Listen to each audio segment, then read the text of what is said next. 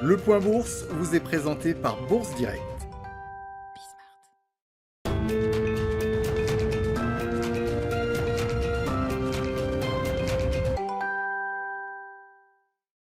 Bonjour à tous, la tendance est en léger recul ce matin à la Bourse de Paris. La séance est attendue relativement calme alors que Jérôme Powell prendra la parole à 19h ce soir en clôture de la réunion de politique monétaire de la Fed qui se tient depuis hier aux États-Unis.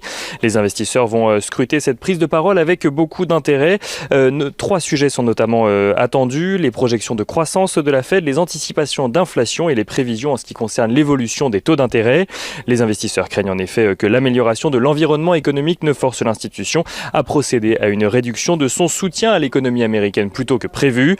Une amélioration ressentie grâce à l'accélération de la campagne de vaccination, la publication de statistiques encourageantes ou encore l'adoption du plan de relance que Jérôme Powell avait d'ailleurs appelé de ses vœux avant l'élection de Joe Biden. Tous ces éléments pourraient donc forcer la Fed à réduire le montant de ses rachats d'actifs avant 2023, échéance fixée par la Fed lors de ses dernières prévisions.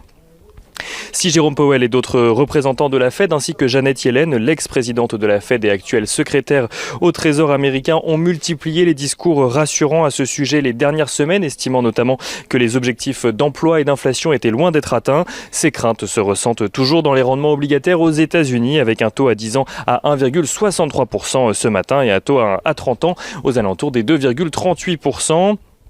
Du côté des valeurs à suivre à présent à la Bourse de Paris, Orpea annonce viser une progression de son chiffre d'affaires d'au moins 6% sur l'année en cours. L'exploitant de maisons de retraite a publié pour l'année 2020 des résultats affectés par la pandémie avec un résultat net part du groupe en recul de plus de 30% à 160 millions d'euros malgré un chiffre d'affaires en légère hausse avec une hausse de près de 5% sur l'année.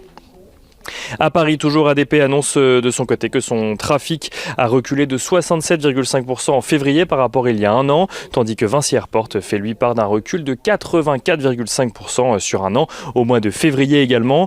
Et on notera à Paris toujours que les immatriculations de voitures neuves ont reculé de 19% au mois de février, en lien toujours avec les restrictions liées à la pandémie.